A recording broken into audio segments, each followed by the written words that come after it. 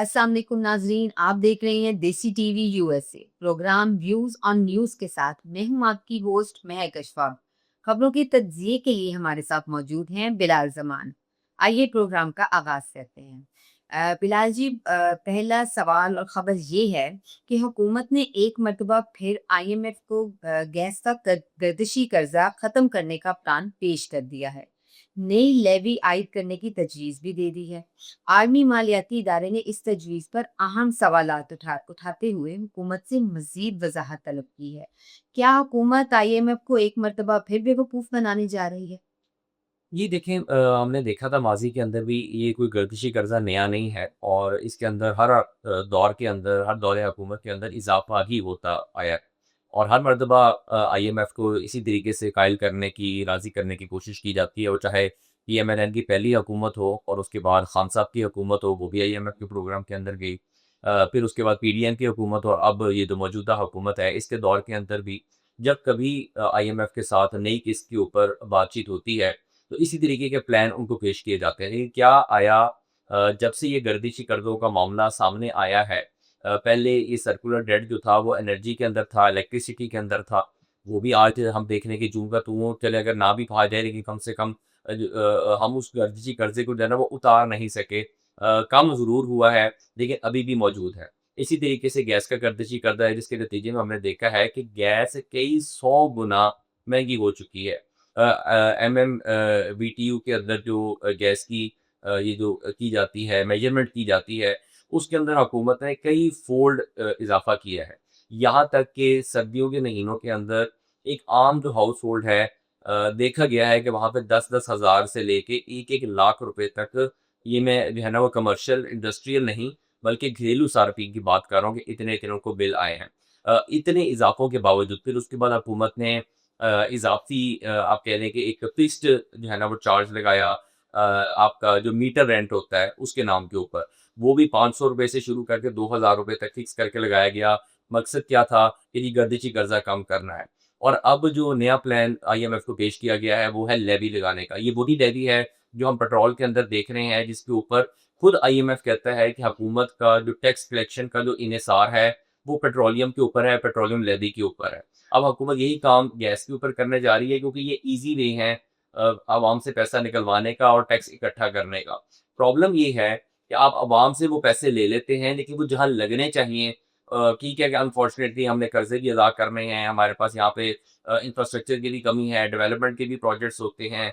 फिर उसके अलावा सैलाब का आ जाना कुदरती आफ़ात का जो है ना वो आ जाना, वो एक अलग से एक प्रॉब्लम बन जाती है, तो बात-ओ-बात फ़ंड्स उधर ट्रांसफ़र जो है ना वो हो जाते हैं। लेकिन बहरहाल कहने का मकसद ये है कि हर दफ़ा हुकूमत को जब भी सॉरी आईएमएफ को जब भी ये तसल्ली करवाई गई वो जो है ना वो मकसद पूरा नहीं हुआ। जो गर्दिशी कर्ज़ा है वो आज भी जूँ का त्यों ही है और आईएमएफ हमेशा इनका इनका वो प्लान ले तो लेती है, लेकिन हुकूमत उस प्लान को इम्प्लीमेंट करके आज भी उस गर्दिशी कर्ज़े को जो है ना वो गर्दिशी कर्ज़ा मज़ीद हुकूमत के ऊपर बोझ ही बनता अवाम के ऊपर और हुकूमत के ऊपर बोझ ही बनता जा रहा है, उसका मसला अभी तक हल नहीं हुआ। हुँ। यानी इसका मतलब हम कह सकते हैं कि एक नया अ, महँगाई का तूफ़ान आने को है। हाँ, मतलब ये कि बिल्कुल मतलब गैस के अंदर कोई बहुत ज़्यादा तो नहीं लेकिन बहरहाल थोड़ा बहुत जो है ना फ़र्क ज़रूर पड़ेगा और आम आदमी के लिए तो 1-2 रुपए भी जो है वो बहुत मैटर करते हैं। सही। अच्छा जी, ना जी एक और क्वेश्चन था। ये न्यूज़ है कि हुकूमत ने चीनी आईपीपीज़ को नए रियायती मामलों पर आवादा करने की कोशिशें तेज़ कर दी हैं। खबर है कि वो हुकूमत की बात तस्लीम करने पर राज़ी नहीं है। चीनी आईपीपीज़ के वाजिबात 560 अरब रुपए से तजावुज़ कर चुके हैं। क्या यहाँ वो बात साबित नहीं आती कि बहुत देर करती मेहरबान आते-आते जब ये मुआहदे किए जा रहे थे, उस वक़्त इस बात का ख़्याल क्यों नहीं रखा गया?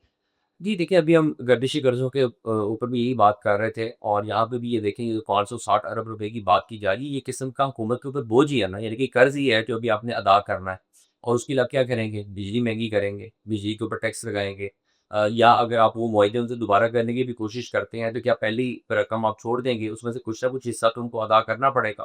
खबर ये है कि जो है ना वो चीन विज़िट से जो लास्ट वज़ीर-ए-आज़म का चीन विज़िट था, उससे पहले 100 अरब रुपए इसको जो है ना वो कासिम पोर्ट जो इलेक्ट्रिक पावर कंपनी है उसको वज़ीर आज़म जो है ना वो देकर गए थे।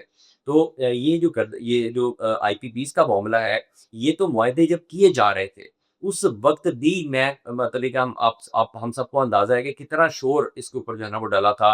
मीडिया के ऊपर प्रोग्राम्स किए गए, सब कुछ हुआ, लेकिन किसी के कान पे जूँ तक नहीं रेंगी और वो हुकूमतें जिन्होंने ये मुआहदे किए और ठीक है कि उनका एक लॉन्ग टर्म विज़न था, सब कुछ था, लेकिन पाकिस्तान के हालात को मद्देनज़र रखते हुए हमें ये चीज़ देखनी चाहिए थी कि कम से कम इसके अंदर कोई ऐसी क्लॉज़ जो है ना वो ज़रूर रखते, जो रिवर्सिबल होती।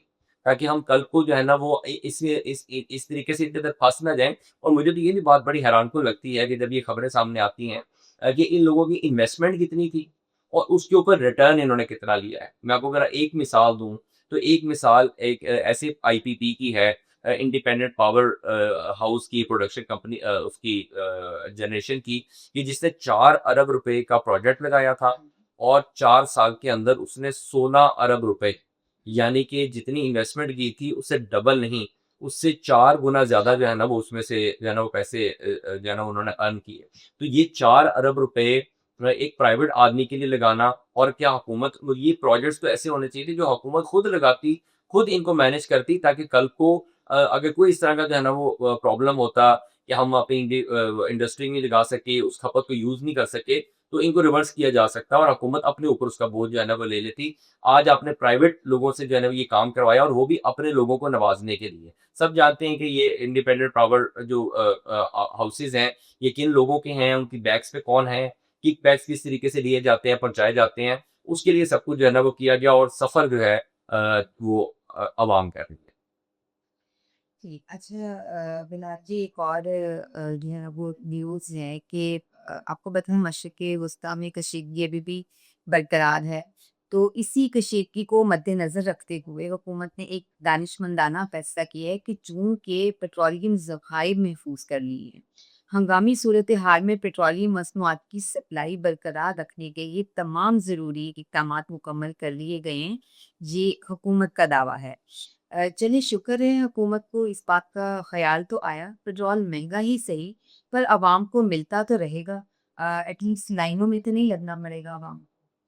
जी देखिए, अभी हमने 2 चीज़ों का ज़िक्र किया जहाँ पे हुकूमतों ने बरवक़्त फ़ैसले ना करने की वजह से एक तो सर्कुलर डेट पड़ा, दूसरा भी हमने ज़िक्र किया कि किस तरीके से बरवक़्त फ़ैसला ना करने की वजह से आईबीपीज़ का जो एक आप कह लें कि एक जिन जो है वो बोतल से बाहर निकला हुआ है, वो काबू में नहीं आ रहा। इसी तरीके से ये बड़ा अच्छा स्टेप है हुकूमत का जो वो हमने पहले गर्दिशी जो बात की थी गैस वाले इश्यू की उसपे एक पॉइंट रह गया था, वो भी मैं अर्ज़ कर दूँ कि हुकूमत ने तकरीबन 35 के करीब एलएनजी कार्गोज़ जो हैं, वो इंटरनेशनल मार्केट में फ़रोख्त करके भी जो है ना वो कर्ज़ा उतारने की या वो सर्कुलर डेट कम करने के लिए ये भी एक आईएमएफ को जो है ना प्लान पेश किया और ये ज़्यादा बेहतर है उस लेवी से। क्योंकि उसमें कम से कम हुकूमत को ये ख़्याल होगा कि हमने किस तरीके से इसको मैनेज करना है।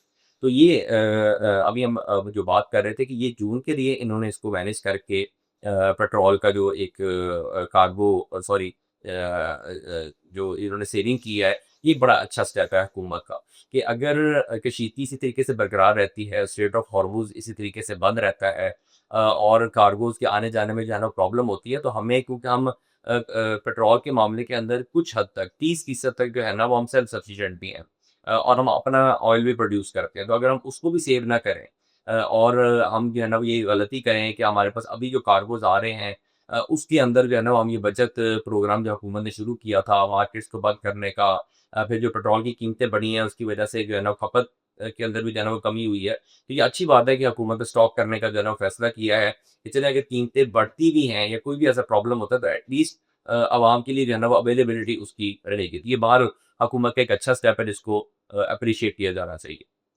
चलिए, अच्छी बात है। अच्छा जी बिलाल जी कैसे है कि आपको बताएँ मरीम नवाज़ साहिबा हमारी वज़ीर आला पंजाब जो हैं, वो बड़ी एक्टिव रहती हैं अपने प्रोजेक्ट्स को लेकर और उसपे जो है ना वो बड़ा ओपनली बात भी करती हैं। तो इसी के हवाले से अब वज़ीर आला पंजाब ने बापू में इंटरनेशनल वर्ल्ड अर्बन फोरम में शिरकत की है, जिसमें वो पंजाब हुकूमत के फ्लैगशिप हाउसिंग प्रोग्राम अपनी छत अपना घर को आईनी सतह पर पेश करेगी। सस्ता हाउसिंग मॉडल बैनुल अक़वामी मंदूबीन के सामने बतौर केस स्टडी पेश किया जाएगा। कि ये बात कही जा सकती है कि मरीम नवाज अपनी कारकर्दगी और प्रोजेक्ट्स की बिना पर आर्मी उफक पर छाई हुई हैं। जी देखिए, मरीम नवाज़ जिस तरीके से जब वो वज़ीर आला बनी उसके बाद मेरे ख़्याल से कोई दिन भी ऐसा नहीं, सैलाब वाला मामला भी हमने देखा पिछले साल, और उसके अंदर भी उन्होंने जो है ना बहुत तगो-दौ की, बहुत भाग-दौड़ की, अपने अफ़सरान को वो हर वक़्त फील्ड के अंदर रखती हैं, खुद भी वो बहुत सारी जगहों पे मौजूद होती हैं, जाती हैं, विज़िट करती हैं, जो-जो प्रोजेक्ट्स वो लॉन्च करती हैं, बाद में उसका फ़ीडबैक भी लेती रहती हैं। गो कि अभी एक सेटबैक ज़रूर हुआ है पंजाब हुकूमत को कि जो मरीम नवाज़ का एक और बड़ा फ्लैगशिप प्रोग्राम था, सुथरा पंजाब, उसके अंदर कुछ करप्शन के मामला जो है ना सामने आए हैं। 2 अज़ला का नाम लिया जा रहा है, फैसलाबाद और उसके गिरदोनवा के अंदर। वहाँ भी ये करप्शन के केसेस सामने आए, वो 1 अरब रुपए, मतलब बहुत बड़ी अमाउंट है। तो लेकिन बहरहाल मतलब ये कि सेट असाइड, ज़ाहिर बात है corruption is part of the society. ये तो हम नहीं तसव्वुर कर सकते कि किसी के आने जाने से मुकम्मल तौर पे ही, पिछले दौर हुकूमत में भी बाकी जो अदवार थे उनके अंदर भी करप्शन इसी तरीके से थी। लेकिन बहरहाल प्रोजेक्ट्स के हवाले से, विज़न के हवाले से, और जिस तरीके से प्रोजेक्ट्स की इम्प्लीमेंटेशन हो रही है शहरों के अंदर, वो चाहे सीवेज लाइन्स हों, अ, अभी आपको बुरा लग रहा है, आवाम को प्रॉब्लम हो रही है, पूरे के पूरे शहर खुदे हुए हैं, मिट्टी है, डस्ट है, सब कुछ है। हाँ, बेहतर हो सकती हैं चीज़ों को, बेहतर तरीके से मैनेज करना चाहिए। वज़ीर आला को इस बात का भी नोटिस लेना चाहिए कि आपने जब ठेकेदार को रिस्पॉन्सिबिलिटी दे दी है, तो मुकम्मल तौर पे उस पे ना छोड़ दें। मेक श्योर करें कि साइडों के ऊपर जो है ना वो पर्दे लगे हुए हों, डस्ट ना उड़े, पानी वहाँ पे जो है ना वो रेगुलर दिया जाए, और प्रोजेक्ट्स को फेज़ वाइज़ जो है ना वो कंप्लीट किया जाए। एक ही बारी में, मैं अगर गुजरांवाला की मिसाल लूँ, तो गुजरांवाला में कामोकी से लेके वज़ीराबाद तक, ये तकरीबन अगर आपके पास है 40 किलोमीटर का एरिया ये बनता है। इस 40 किलोमीटर के एरिये के अंदर वज़ीर आला पंजाब के विज़न के मुताबिक मेट्रो बस जो है ना वो चलाई थी। तो मेट्रो बस प्रोजेक्ट के लिए जो है ना वो एक ही वक़्त में कामोकी से लेके वज़ीराबाद तक, इसमें आगे मोड़ एमराबाद आता है, फिर गुजरांवाला आता है, फिर उसके बाद दस्का आता है, फिर वज़ीराबाद आता है, और बीच में जो है ना वो और एरियाज़ भी बहुत सारे हैं। तो एक ही वक़्त में उस पूरे को जो है ना वो खोद दिया गया है। इस पूरे रूट के ऊपर लोगों को पेट्रोल हम ऑलरेडी देखते हैं कितना महँगा है, तो लाइनें जो है ना वो लगी हुई होती हैं, लोगों का वक़्त भी ज़ाया होता है। डस्ट पॉल्यूशन जो है ना वो उसके साथ अलग है। लोगों की ज़िंदगी अजीरन हुई हुई है, और ये भी पता लग रहा है कि काम भी उसके ऊपर रुका हुआ है, मतलब कोई मज़ीद प्रोग्रेस भी नहीं हो रही। तो बहरहाल वज़ीर आला की अपनी ज़ाती जो कोशिशें हैं वो एक साइड के ऊपर, उसपे कोई डाउट नहीं है कि वो बहुत मेहनत कर रही हैं, बहुत अच्छे प्रोजेक्ट्स लेकर आ रही हैं, बहुत अच्छा काम कर रही हैं। लेकिन कुछ चीज़ें ऐसी हैं जिसके अंदर हाँ, मज़ीद मैनेजमेंट जो है उसको बेहतर करने की ज़रूरत है। जी। अच्छा अब्ला साहब, अब मेरा ख़्याल है कुछ खेलों की दुनिया से शामिल कर लें। बांग्लादेश ने दूसरे टेस्ट मैच में पाकिस्तान की टीम को जीत के लिए 437 रन्स का पहाड़ जैसा टारगेट दे दिया है। क्या ये टेस्ट मैच भी हम अपने हाथ से निकला ही समझे, या आपका वाबस्ता रहे शजर से उम्मीदें बहार तक? जी, देखें पहले टेस्ट मैच के अंदर पाकिस्तान को बुरी शिकस्त हुई, और 104 रन से यहाँ पे भी कुछ इसी किस्म की सिचुएशन बनती नज़र आ रही है। 2 दिन का खेल अभी बाकी है, और ठीक है कि 2 दिन के अंदर बड़ा ईज़िली अगर आप अपने विकेटें बचाते हैं तो आप ये टारगेट अचीव कर सकते हैं, और उस हिसाब से कोई इतना बड़ा टारगेट नहीं है। लेकिन पहली 3 इनिंग्स को, पिछले टेस्ट मैच की 2 इनिंग्स और इसमें पाकिस्तान की पहली इनिंग्स जिसमें 232 रन जो है पाकिस्तान ने स्कोर किए, तो उसको देखते हुए लगता है कि मतलब ये कि बहुत मुश्किल है कि पाकिस्तान इस टेस्ट मैच को भी सेव कर पाए।